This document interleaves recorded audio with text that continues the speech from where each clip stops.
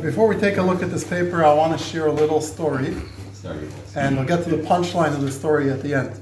This is an old Hasidic tale. The story goes like this: that one day there was a very big fire in Gehenna. I guess there's always fires there, but this fire went out of control. It burned down the whole place, and they had to do renovations. And they did renovations on Gehenna. They had a good contractor, did a very nice job. The landscaping, the tiles, everything was... Israeli contractor. It was a lot of contractors on there. budget. Everything was done perfectly. It was a beautiful Gehenna. Arab? Huh? Did it? I guess there were a lot of Arabs. A lot of good, well-meaning people. And at the end of it, the people, there was a demonstration in Gan Eden. A lot of noise going on in Gan Eden, and they were complaining, why is it that the Rishayim in hell have such a nice, beautiful place, and we're in this rundown Gan Eden, 5,000 years, and we're in the same place? It's not fair. So Hashem said, okay, you know what? We'll move Gan Eden to the new Gehenna, and you guys will move there, and we'll take the Gehenna. We'll make the old Gan Eden, the old paradise. We'll turn that into Gehenna for those bad boys. That's the Hasidic tale. What's the punchline? So we'll get to that. We'll get to that a little later. Just keep the story in your head. And now we're going to go to this paper here, which shows a little bit of a landscape. The class was titled Introduction to Tanya. It's Bashkacha Pratis, right? That was that's what you decided. It's a good topic, Introduction to Tanya. So before we get into the book Tanya, the Sefer of Tanya, which I have over here, we'll just talk a little bit about the bigger picture, zoom out a little bit into that time in history. There's a lot of names when we talk about rabbis in those days, the Ramchal, the Baal Shem Tov, the Alter Rebbe, the Baal Tanya, the Nefesh HaChaim, and it's just like hard to keep track of who lived who and when did all these people live and where did they live, etc. So this diagram here, which I made a long time ago for a different shiur, it has a lot of names. You can see here on the top, this is going from 1530 to 1820. So it's a period of about 200 years, a little more. 300 years, almost 300 years, 290 years. You'll see towards the beginning, you have on the top, the Arizal. Under him, you have Reb Chaim Vital. You see he lived twice as long.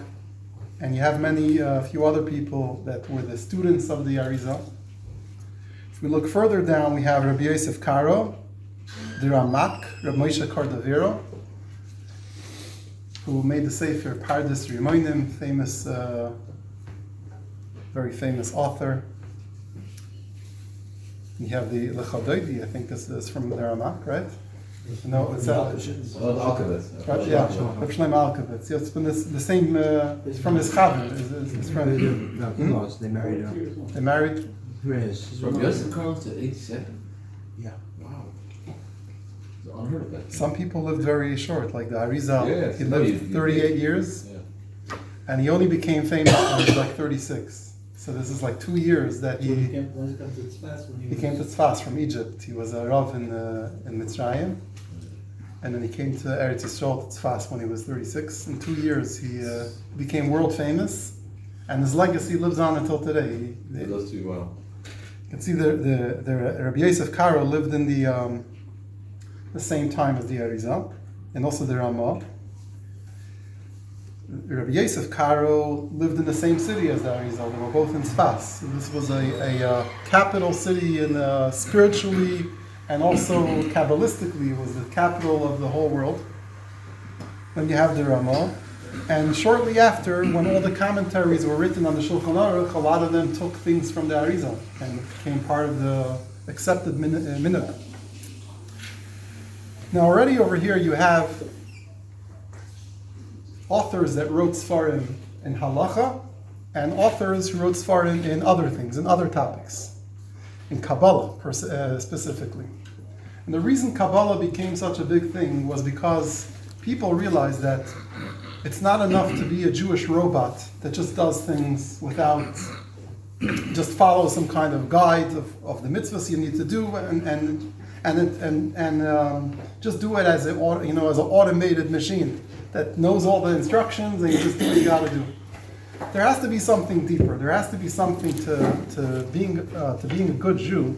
It involves also having some kind of soulful connection with Hashem that's not just technical, but that speaks to the heart, that speaks to the neshama. And so you can see from here on this page, and we'll go through soon a few other names, there was an attempt starting from the Arizal, and it actually was going on even before, but I think from the Arizal was the first that really made it widespread, relatively widespread, that there has to be also a focus on something deeper, on pnimius. Pnimius means inner spiritual work, not just following halacha, but also doing something extra. Was it because most of the Amcha, weren't able to keep up with the rigorous Talmudic elucidation, the whole... I'm not sure. In the time of the Arizal, that would definitely became a problem a little further in the timeline. Between the Snagdim and the... Especially if we look over here, like past the middle of the page, after the Chelmelitsky, I can't pronounce the name either. After the pogroms that ripped through the Jewish, entire Europe, and wiped out like a third of the population, the Jewish population, things became much tougher. In the time of the Arizal, I'm not sure if there was a specific challenge or if it just was the time. His neshama came down and he started revealing things that people weren't aware of before. So it's a good question. What exactly what was going on in the time of the Arizal? As far as Eretz Yisrael was a capital, was doing very well at the time. It was a golden era in Eretz Yisrael. Tzfas was a wealthy community. They were doing financially very well. There was a lot of business going on with Syria and other Arab countries, and people were doing quite well.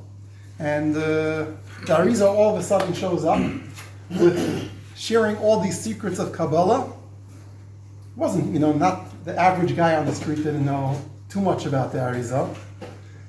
He wasn't like he had public lectures. It was a small yeshiva in Tzfas with this close-knit group of Talmidim.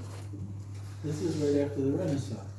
Yeah. Then the printing press and the proliferation of knowledge, of philosophy. Yeah.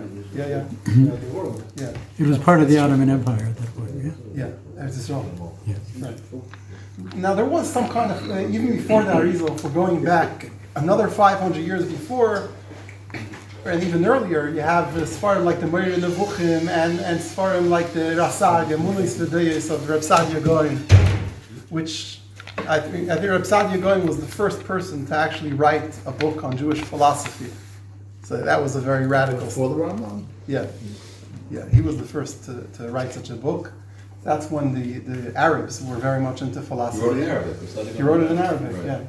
So, but those kind of books weren't written based on. It was more like hashkafa, books on hashkafa, and what do we believe in, and that's the Rambam also wrote a lot about that. To have it in a book. Well, there were no books about these topics. What do we believe in? Torah, everything's in there, but it wasn't written as something that you can read. Ani Mamin, what are the 13 principles of faith? Systematic. Everyone knows, Just ask your grandmother, and she'll tell you. It wasn't written anywhere as a book. So those were, in general, books of philosophy were written in the time, starting from those days. The Arizal and Reb Chaim Vital had some criticism on all those Sfarim. They said that it was based on human understanding rather than a tradition. Of course, there's a lot of things there that are based on tradition, but overall, the arguments in these Sfarim, that's why it's actually called Chakira. What does Chakira mean? Chakira is, in Hebrew, the way to say the term for philosophy is Chakira. What does Chakira mean? It means sort of research, debate, rational thought and conclusions. That's what Chakira means. So these were people, very intelligent people. They saw what the Goyim have to offer. They compared it to what we have. They compared it to our Messiah, And they wrote books that are very convincing, bestsellers that did the job. And let's say the Rambam Sefer is called Moira Nevuchim, which means a guide for the perplexed. So you have people that are Nevuchim, that are confused, and he wrote a book for them to help them, to straighten them out. And they were like, well, Aristotle he's the ultimate truth. So the Rambam says, you know what, let's accept that. But even according to him, we could still understand all the mitzvahs, and it was sort of taking them and using the ideas that were popular in those days, and interpreting Torah, explaining Torah, even according to those philosophical ideas. But does that mean that we have to accept Aristotle? Is that part of our... No.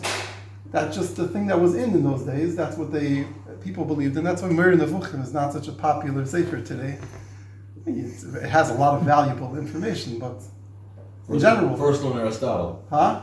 First learn So Aristotle. you have to learn Aristotle. Right. And First player. you have to be a philosopher to follow all the arguments. In general, it's not such... yeshivas don't... No, but the concept is that nowadays. We take the Baal Trevi, I think, did it with science and Madha, like science and... Right. So when there's some questions on the table, like today, the scientists that have an argument about the age of the universe, you have to answer them. But if one day science will come to the conclusion that the world is exactly, they'll agree with us with Torah, there'll be no longer a need to discuss this whole topic. And why we're going to have to start learning science because there's letters of Rabbanim that at some point there was questions about Torah and science. Are we going to have to study that anymore? Probably not. It's not. It was something that was relevant to those days and not anymore. It's not relevant anymore. Or you have, for example, Bible criticism, which was very popular in Germany in the times of 180 years ago. There are David Tzvi Hoffman and all these Torah and Derech Eretz. And they actually educated rabbis to get degrees in philosophy and to get doctorates, so that they should be well respected and they should be able to answer the Bible critics. Now these Sfarim today are collecting dust. Most of them weren't even translated from German to English. Art Scroll is not publishing these Sfarim. They're not. Is the Torah answer to any ism? The Torah answer to any ism is only relevant with that ism. With that ism, yeah. When there's no more ism, there's no more ism. So I actually have ancestors that were Rabbanim in those days, and they learned in those yeshivas in Germany, and they wrote their own Sfarim, and I can't read them because they're just not. Who cares about that anymore? It's not a topic anymore. So the Reb Chaim Vital, the student of the Arizal, had this general criticism, or I wouldn't say a criticism, but it was a little hesitation with all these Sifrei Chakir, all these books of Jewish philosophy, that they're written based on common sense, but it's not necessarily something that's part of Torah. So it's nice if you need it, you can look at it, but it's not shouldn't be part of our Sfarim Shafa, or the Sfarim that we need to learn. And he says, take it with a grain of salt. Except for a few exceptions. For example, the Ramban. The Ramban had a lot of, you see in his Pirush on Torah, he has a lot of deep ideas. He often has a question, and then he says at the end, V'alpi derech ha'emes, according to the truth he means Kabbalah. According to Kabbalah, this is the interpretation. So Ramban was a notable exception. Of course, the Rambam himself has different opinions if he learned Kabbalah or not. I'm not going to get into that topic. Whether he wrote his Sfarim just for the general population, or whether he was also aware of Kabbalah and he just hid it with in philosophical language, so that people should appreciate it in those days. So, really, from the Arizal, there was this new development that there are Sfarim written on what you can call hashkafa, but they're not based on philosophy. It doesn't deal with other philosophers. None of them are quoted by the Arizal or any of the students. No one's saying, well, Aristotle said this, and this philosopher said that, and this is the Jewish take. There's none of that. It's all Torah. And if it doesn't have a source, it's because the Arizal himself is the source. He had Ruach HaKodesh, and it's remarkable that a 36-year-old was so well accepted, and that there was no controversy. Jews argue about everything, and there was so much debate later on. People wrote Sfarim, and there's this group that likes it, and this group that doesn't. The Arizal was accepted universally. Everyone accepted him. Everyone accepted him as Ruach HaKodesh. So, and to get that at such a young age, it shows just how great he was. That he just took, people noticed him, knew him, and they had no questions. So it was just like, okay. You said he came from Egypt at 36? Yeah. So that was the Arizal. Now afterwards, in this period after the Arizal, you have many, especially in the first 100 years after the Arizal, there were many students, whether direct students of the Arizal or students of his students that wrote Sfarim. You have here, for example, Rabbi Yisrael Srug, the Emek HaMelech, the Ramah of Panu, who lived in Italy, Rabbi Menachem Azaria of Panu. Some Sfarim became more famous, some a little less. One of the people that had a very famous sefer is all the way down here on the page. Actually, two people: the Shalah HaKadosh and the Maharal. Yeah. Right. See, the Maharal lived in the same time as the Arizal, in a very different part of the world. And the Maharal wrote a lot about Jewish philosophy. That was the language that he used. He used the philosophical language, and today people are learning the Maharal a lot. Was he answering particular questions of his time, or The Maharal? yes? I don't think there were any specific Not people. just Jews, but I mean, is some kind of ism or ideology of his time that he was answering. It's a very good question. It seems like the Arizal had the Maharal of Prague. There were Christians that were in those times that were challenging Jews with public debates, and he wrote some of these Sfarim. The Maharal didn't just say hey, let me write all these Sfarim on topics that are not related to halacha just because I have what to say. So there was anti-Semitism. There was in Prague. There were pastors and Christians that challenged Jews. It wasn't so much philosophy. Christianity doesn't have that much philosophy But he It was did meant for want the to. ignorant for the most part. Yeah, they weren't so deep. There wasn't like a need to have let's come up with our own stuff. But there was a need to strengthen the emunah of Am Yisrael. And the Maharal wrote many books about emunah and explaining it in rational terms. But the Maharal doesn't quote philosophers in general. He's just shooting Torah, pure, clean Torah, and it's written in a novel way. It's brilliant stuff. It is a little hard to follow. The Maharal isn't easy to, if anyone tried, it's not easy to halt kapt. What's he, to follow his line of logic. It's a challenge. It's hard to, it takes a lot of effort, but it's amazing ideas, very deep ideas. And he was very original. The Maharal was like his own, he's not following the Arizal very much. He has Kabbalah in there, but even for the concepts of Kabbalah, he invented his own terminology. So he's not quoting any concepts as they are. He's rephrasing them in different terms, terms that we can relate to more. You have the Shalah. Were they aware of each other at all? For sure. They were. Yeah. No, the Arizal was it spread like wildfire. Everyone knew about it. Just communicate between the Arizal and The other. Maharal, no, I don't think. Not that I'm aware of. No, in general, the Arizal didn't communicate very much out of Tzfat. Whoever came to Tzfat to learn by him, if they were accepted, which was a very big if. So they were able. Otherwise, in other places, they had little bits and pieces of information that spread. It was mostly after Reb Chaim Vital who wrote down everything that was his job, really. The Arizal took him because he had an incredible memory, and he was able to remember everything. 2 years, he just got like loads and loads of information, recorded everything, and then he wrote it down. And later it was printed. There's a whole story about that. He really wasn't excited about getting everything printed. He asked everything should be buried, and then it was taken out of people dug it up and decided to print it. So that's as far as the Maharal. And then there is the Shalah HaKadosh. The Shalah HaKadosh, Rabbi Yeshayahu Horowitz, who wrote a book which became a bestseller for many years after. It's called the Shnei Luchos Habris, but no one calls it that. I guess the name is the 2 tablets, the Shnei Luchos Habris. People that gave names like that, the name didn't catch on. Like the Rambam called the Sefer Mishnah Torah, which is like the second Mishnah Torah is the name of the Chumash Dvarim, the second to the Torah, the second book. And he writes in the introduction, you learn the Torah and then you learn my Sefer and you'll know everything. People didn't... Oh, it did catch on. Yeah, but not in the way he intended. It wasn't like this is the book you learn after Chumash, you learn Rambam and that's... Yeah, he said there were no need for There's no need commentaries for after his. In Chabad we learn Rambam. We've But not after Chumash. It's not the next in line. It's a little after. Tanya first. There we go.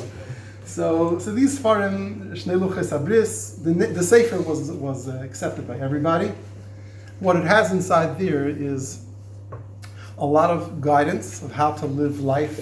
Lifnim Yeshuras Hadin. That means going the extra mile to be not just to be a simple Jew, but to be a holy Jew. So he has a lot of instructions there about daily life. Plus, he has a lot of ideas, very deep ideas on the Parsha and on Gemara and Mishnah, which are very inspiring. And it became a sort of a movement. There were a lot of people that called themselves Shalah Yidden. It means Jews of the Shalah. They follow the Shalah. The Shalah is not today it's printed as 6 volumes. The original is 2 volumes. There's a lot of words in there. It's like heavy, very dense. But it's manageable. You can learn it, you can follow it to the best of your ability, and it's a very enlightening, very inspiring. And this was pretty much what was going on here. You see, there's a long break, about 100 years over here, with nothing, no famous. There's no famous authors in that time. There are a few. There's an uninterrupted chain of Messiah, Torah Sheba'al Peh. But you see, there's a big gap over here. And what happened here were the pogroms. The pogroms of Tach V'Tat, which wrecked Jewish communities. And it came in waves. It wasn't just one event. This was throughout 2 years of Ukrainian Cossacks and all kinds of anti-Semites of attacking Jewish communities, killing men, women, and children, destroying everything in their way. And it was a big crisis. It also created a big trauma. People were left, you see here, there was fewer Sfarim printed in that time, fewer Rabbanim, fewer people had the ability to sit and learn their whole life and write Sfarim. They were just worried about their survival. You see here, afterwards, going another 100 years, you start seeing lots of authors here. This is becoming very dense, and this is actual sample of what's really going on. It's not, I didn't just pick and choose. So there was really a lot more. You see here from 1690 going forward, lots of very famous people. But this We hear about this is not departed to regions or countries. So I mean, there could have been a lot in Western Europe while pogroms were going on in Eastern Europe.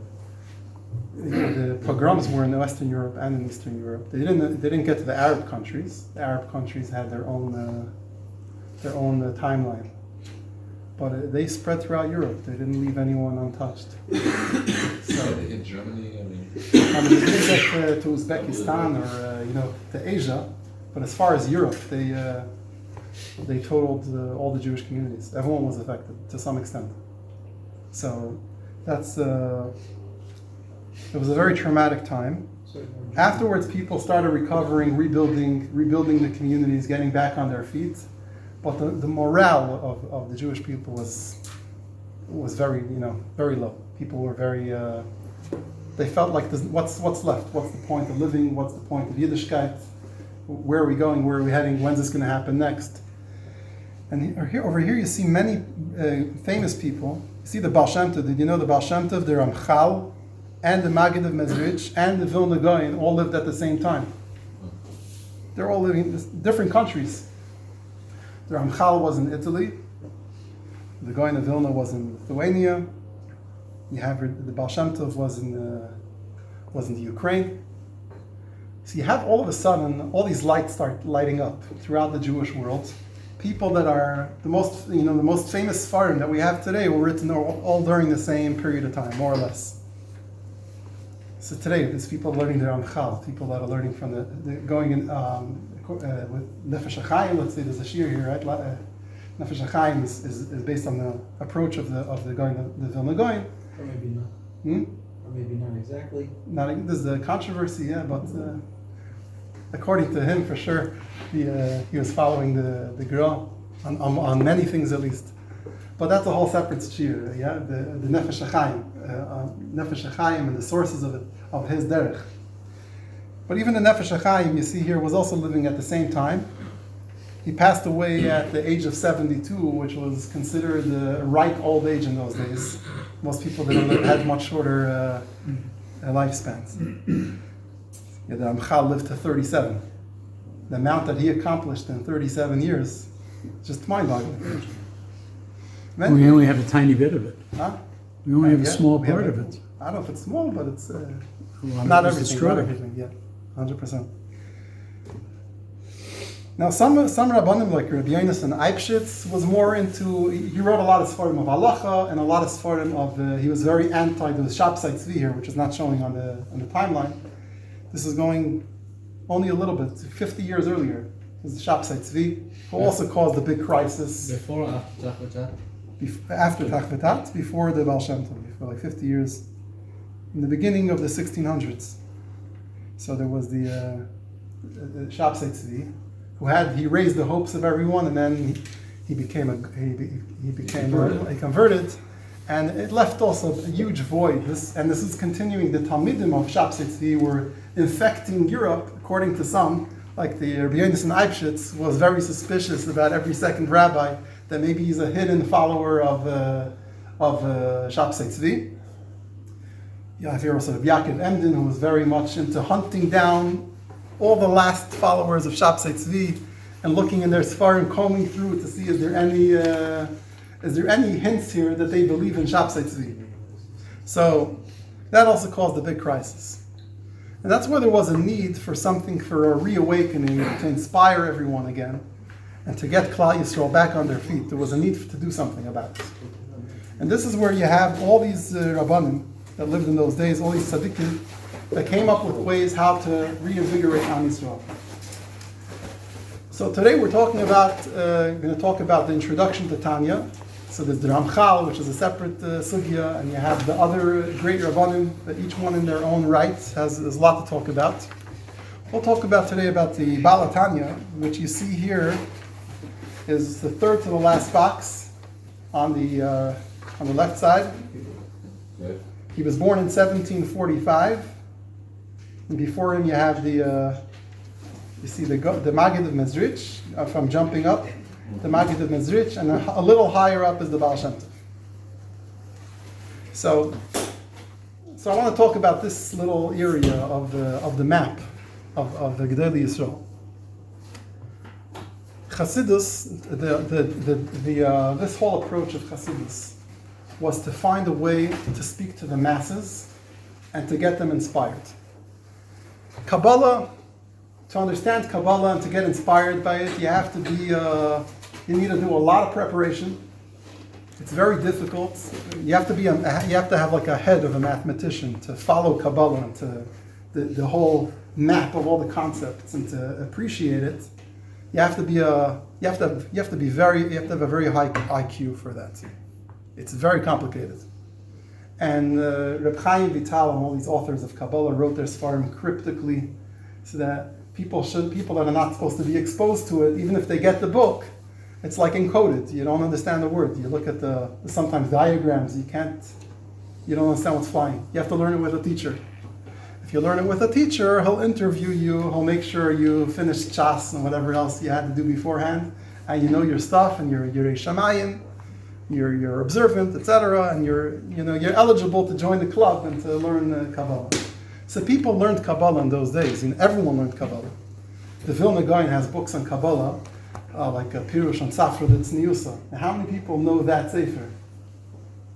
How many people learn that Sefer today? It's very, very difficult. There's probably a few dozen in the whole world that are learning that Sefer today.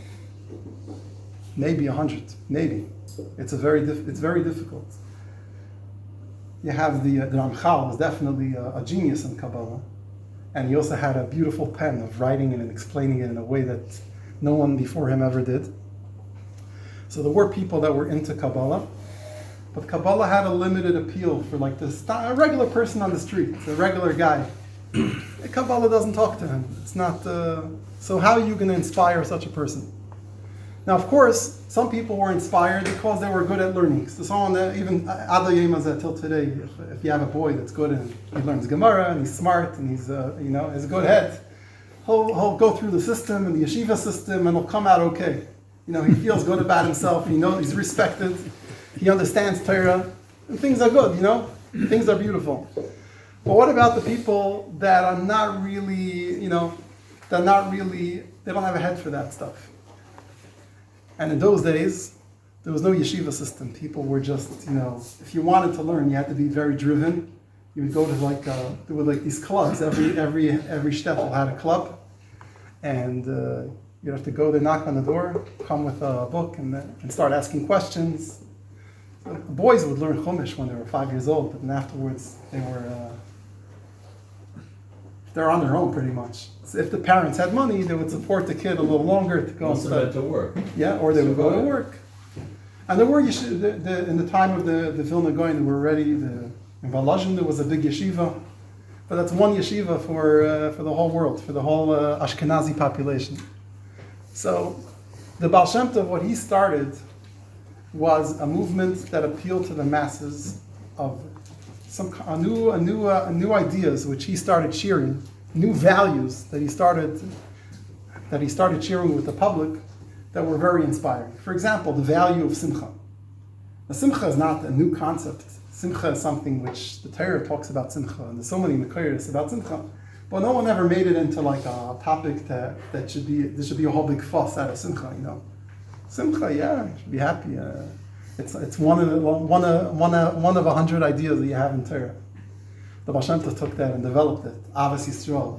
So he would speak about these things that really appealed to the public. And all of a sudden, all these people that were like a little lost, they couldn't find themselves. They weren't great at learning, and they weren't really finding any value. What do they have to contribute besides for working hard and earning a living? What else are they accomplishing? He made them feel very special. He made them feel that just the fact that they're Jewish has infinite value. They have a neshama. They should just be excited by the fact that Hashem created them and gave them a mission in life, etc., etc. And in that sense, the Baal Shem Tov's derech caught on like wildfire. People became wowed by it all over Europe, and it started spreading from country to country. Just people. It was magnetic. People felt like they just can't resist it. It's irresistible. These beautiful ideas. All of a sudden, all these sad, numb people who've gotten so much over their head from the pogroms and then from Shabsai Tzvi. All of a sudden, there's something to be excited about and to be happy about. And standard, regular mitzvahs, whether it's the Yom Tovim or Shabbos or davening, all of a sudden became much more lebedik. Do we have any evidence that they weren't that before? About maybe not under the programs, but before the programs? No, I think before the programs there was also similar level of vibrancy. In fact, the Baal Tanya writes about this. He writes about how there was a gap. Things went down. A lot of the things that came naturally to people before the pogroms, before Tach V'Tat, had to be rebuilt. So I don't Wasn't that a flow in Yiddishkeit? Even in the different temple areas, there was this. You didn't celebrate my holidays, what I've given you with joy. The Beis Hamikdash? Yeah, It says also in the Torah, Tachas asher lo yavadta Hashem Elokecha b'simcha. exactly. Yeah, there were definitely times in history, in the times of the Beis Hamikdash, I don't know exactly what the mindset was in those times. So based on the Nevi'im, it sounded like the things weren't so great, and even though they had a Beis Hamikdash. But that's going way back. That's Hashem sent Nevi'im for that purpose to revive, to wake people up. So, coming back to Chassidus, so you have the Baal Shem Tov, who did he had an amazing role of reawakening Klal Yisrael. People got excited again about Yiddishkeit. But the Baal Shem Tov wasn't very much, he didn't write any Sfarim. There were no books that the Baal Shem Tov printed. There's little bits and pieces from his Talmidim that were written down, very few. And even those are not so accurate, because it was it's translated, he spoke in Yiddish, they wrote it in Hebrew, and it wasn't even worded so perfectly. It was something which the movement spread by word of mouth. So he had his talmidim that would study with him, and then they went ahead, spread it further, and that's how Chassidus, this movement of Chassidus spread. It spread so fast that people were suspicious about it. Like, what is this new thing? What? They have a book? No, there's no books. It's just all. So what do they talk about? Simcha, Avos Yisrael. Yeah, but there's something. There must be something more to it. It sounds a little fishy. Sounds suspicious. Sounds fishy, no? Outside. Imagine today if some movement would come, some new young rabbi, charismatic, and then it's like, people, everyone's talking about him. The gut reaction is to say, wait, let's take a step back. Let's find out what this is. What are they doing? Especially post-Shabtai Tzvi. Yeah, exactly. So Shabtai Tzvi was already this kind of charismatic person, and then it turned out to be a fake. Baal Shem Tov, it sounds a little fishy. People were suspicious. People that were there they got to know him. They realized that this is it. This is a real thing. Not everything is something sound fishy, but they're actually good stuff. This was the time Hashem obviously felt that this is the right time. This is what Klal Yisrael needs, and He sent down the neshama, the Baal Shem Tov, to start something that will restore the neshama of Klal Yisrael. After the Baal Shem Tov passed away. You see over here in 1760. Afterwards came the Maggid of Mezrich, one of his talmidim. The Maggid of Mezrich was actually, his background was that he was a big lamdan. He was a very big Talmudic scholar. And when he met the Baal Shem Tov, he was also suspicious about the Baal Shem Tov. It wasn't an easy sell. He was curious about the Baal Shem Tov. He came to check him out, and eventually he became his biggest fan. His mamshech, his Mamale Mokem, he took him over after he passed away. The Maggid of Mezrich was a person, because he was such a big Talmudic scholar, not that the Baal Shem Tov wasn't, but the Maggid of Mezrich was well known as a Talmudic scholar, and he would talk, very ideas that showed how he was a genius, not only in Chassidus, but also in all other parts of Torah.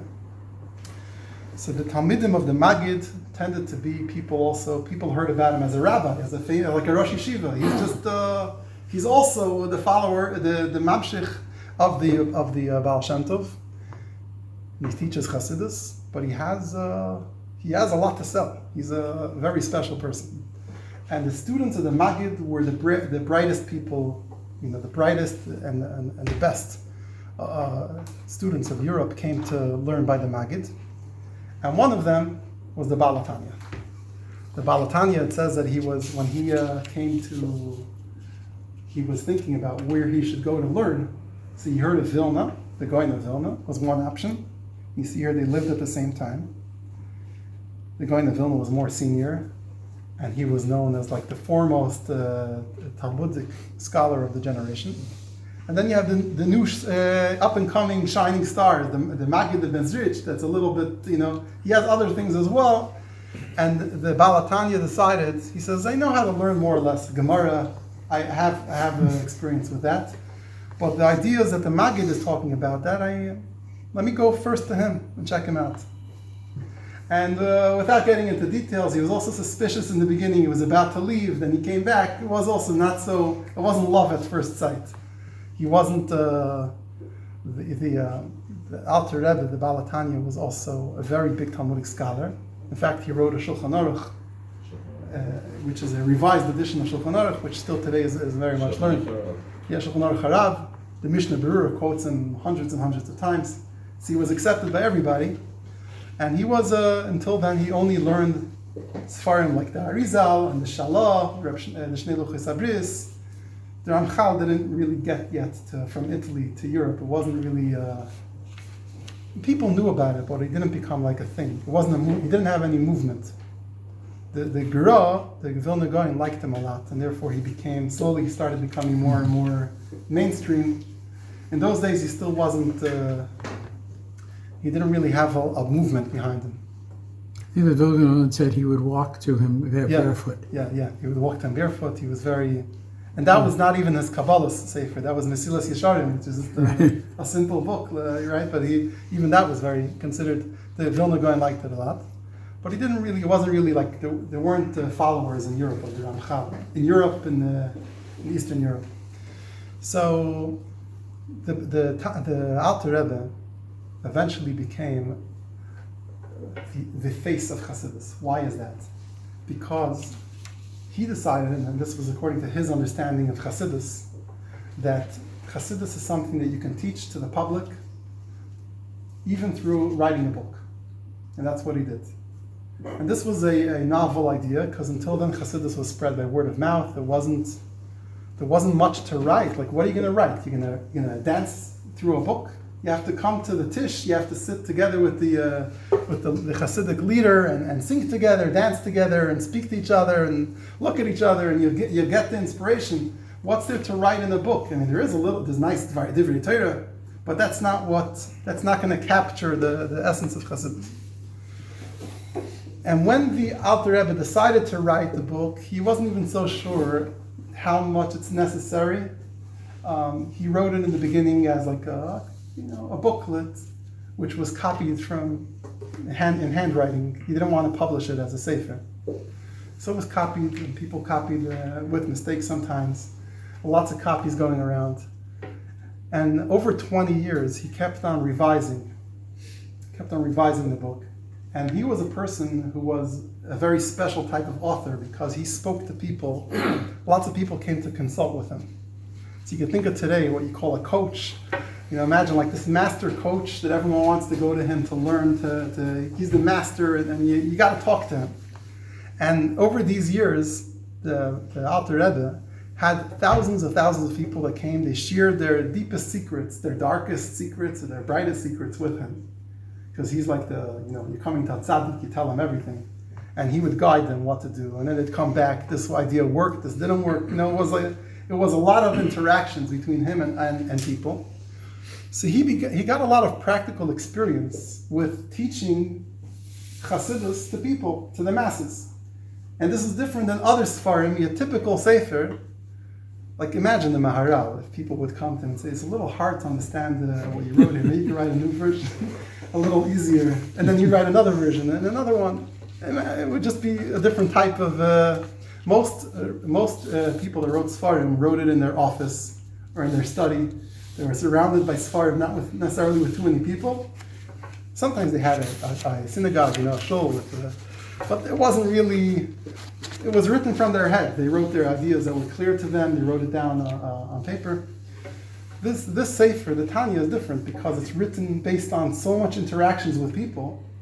So he's taking these ideas and then bringing them down and writing them down in a way that people can actually understand.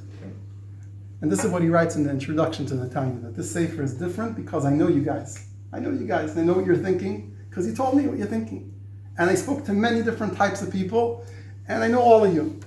And what he decided to do, printing in those days wasn't easy. He's not going to write a whole encyclopedia, multi-volume shelves and shelves of books. He decided to write the ideas in a model, certain construct, a way of thinking that could sort of, help you appreciate the ideas of Chassidus. So it was a very small book. This one that I have here has much more than he originally printed. The original is this is the original. So it's about 180 pages, including the front matter.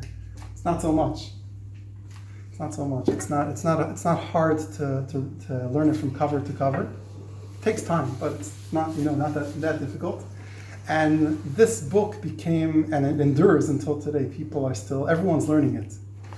Whether you learn it as a the central thing that you learn, or it's like another nice thing to learn, like we're doing in this class. So it's it's a very nice sefer. Everyone should know it. You might learn a lot of other things as well. That's already a detail. But it became a sefer which passed the test of history. It inspired people in different countries, different cultures, different we're like Western thinkers, and people back then they weren't quite Western. They were very simple. And the Goyim were very simple. Many different, there were the communists and inspired people then. And it came also to countries like Germany, inspired people over there. So this was a sefer that sort of, whoever learns it appreciates it in their way. And it's a Very powerful sefer. If I can share just one key idea from the sefer, so we come up with some taste of an actual, of a concept that he talks about a lot, is that people often, this is a problem, ongoing problem, from going on way back, probably the times of the Beis HaMikdash. People are bothered a lot by the lack of progress in Avodas Hashem. That you can try your best to continue to advance in becoming a good Jew. And you're surprised at the lack of progress. You're like, hey, I thought I'm past this already, and look what's going on inside me, what the types of desires that I have, and the Yetzer Hara that I have. This program is not working for me. This program called Torah, I'm not, okay, I can do what I need to do, but inside, I don't feel like I'm advancing very much. I wanted to be a tzaddik, and there's all these svarim that talk about how to be a tzaddik, and a tzaddik is so close to Hashem and feels so excited about it. I don't always feel like that. Sometimes I want the opposite. I feel like there's a whole jungle inside of, lots of wild things going on, and I'm surprised that Torah didn't make me more refined. Am I much better than 10 years ago, 20 years ago? And these fights constantly, and things that I thought I'm past and it should be easier for me are still difficult. What's going on? Why am I, what's this business? Am I really getting anywhere or not? Maybe I should just give up and okay, I'll do what Hashem wants, but I'll do whatever it says in Shulchan Aruch. I'll do the check, I'll fill out I'll check all the boxes and that's it, I'm done. I can't, more than that, I'll learn whatever I'm supposed to learn, so I'll learn Torah, but I don't see myself as becoming really a better person. This is an issue that has bothered people going back forever. How do you deal with this? And here comes, this is the connection to the story I told in the beginning about Gan Eden and Gehenna, that the Alter Rebbe, the Baal Tanya, has a novel approach to this idea. He says, you know what the answer is? The answer is you have inside yourself a nefesh elikis and a nefesh bahamis, a godly soul and an animal soul, and Hashem likes both of them. He gives one of the famous quotes in chapter 27 of Tanya. He says, imagine a dish. You go to a restaurant. You have Kikar Miami. So now, different types of flavors. You can have a sweet flavor. So there's a lot of honey in there and sweeteners and sugar and whatever. So it's a sauce, which is very sweet. And then you have sweet and spicy, sweet and sour, which if you look at the ingredients, they're ingredients that are hard to, they don't taste very good on their own. But if you follow the recipe, you can make it into something that tastes delicious, that has even more appeal than the sweet stuff. Sweet is like, simple. It's like, how much can you eat of sweet, sweet stuff? It just doesn't. It's not a sophisticated flavor. Just you put in honey on top of the fish, and you have It's okay. But then there's other types of flavors that are more subtle, and some of them you have to learn even to appreciate them. They might not taste good the first time, but after the second time, you're like, oh wow, this is heaven. So Hashem has different types of flavors that He likes, different types of Jews. Some of them are the sweet ones, the tzaddikim. But tzaddikim is a rare breed of people that there's very few of them. And tzaddikim in the true sense of the word, someone who he only wants what Hashem wants. That's it. And Hashem likes those people. He has a place for them. That's one flavor that He likes. And then you have the other flavors. That's the mainstream, the regular flavor, which is sweet and sour, sweet and bitter, whatever you call them. These are flavors that Hashem likes very much. And He creates certain people that this is their thing. They have this fight going on, this ongoing battle inside them. And it's never meant to stop. It's not like you're supposed to dream of tranquility, of like having one day I'm going to pass this and I'm just going to be able to retire from the fight with my nefesh bahamis, with my animal soul. Everything will just be fine and dandy. No, that's not for you. That's not what Hashem wants from you. Hashem wants you to have this battle, and every day is a new day. Every time you win a battle, It's just one battle. There's a whole war going on. This is like a war that never ends. You won today's battle. You won this hour's battle. You did an amazing job. You made Hashem so happy. You accomplished your mission in life. You're doing very well. The fact that tomorrow there'll be another one, of course, you're not dead. When you after 120, then you have peace and quiet. In Gan Eden. But for now, your job is to battle. You're a wrestler, and Hashem likes these wrestling matches with the animal soul. And you're not meant to get rid of the animal soul or knock him out and kill him. No, that's not for you. And in this sense, this is like the story that the old Gehenna became the new Gan Eden. This place that turned off people, that people hated, they got fed up by these internal battles inside, it just became reframed in the Tanya. It says, actually, you're trying to get rid of that problem? Don't get rid of it, it's fine. You can keep it. It's good. It's a good thing to have. This is who you're created for. So, psychology today, there's this famous metaphor of a fly that comes into a room, and you get so upset by the fly that you want to swat the fly. It's like, oh, this fly he's driving me nuts. Let me get rid of him. And then you're like, okay, you get up on the chair, you try to catch, and you fall off the chair, you get hurt, and you're still chasing the fly for like a whole hour, and the fly is still buzzing around, driving you crazy, and you didn't accomplish anything in the past hour. You just wasted your time. If you would have said to yourself, there's a fly, he's annoying, okay, but it's just part of life, There's a fly here. Let me continue what I'm doing. Then it would bother you for a few minutes. You'd get used to it. And you just keep on doing what you're doing. So the problem wasn't the fly. The problem was that you got so upset about the fly and you feel like you have to kill the fly, and if not, you can't do anything. That's what was driving you crazy. The same thing is also with the Yetzer Hara. When we call the Yetzer Hara the Satan or the bad guy, and it's true. That's part. He has a lot of nicknames. That's one of the. He does have a nasty side to him. When you're obsessed about getting rid of it and killing it and uprooting it, and it should never be there anymore, and you get so upset when you're not making progress with that, and you're fighting it and battling it, you just end up getting dirty by this whole wrestling match. You're dealing with him the whole time. You're obsessing over him. Just let him, leave him alone. He's there. He's here for our benefit. He's here to challenge us. He's here to make us stronger. Just, he's here. He's part of life. He's part of who we are. It's part of he's one of the neshamas that Hashem gave us. One of our nefashis, more accurately. We have such a nefesh. Just don't be upset. Actually welcome him. Say, welcome, I love you so much. You're here to challenge me. Let's have a good, I'll show you what I've got today. I'm going to serve Hashem. I'll try to ignore you, whatever it is. And that just makes life much more peaceful. And then we could feel, we measure our success not by how much we killed the Yetzer Hara, but how well we were able to cope with him.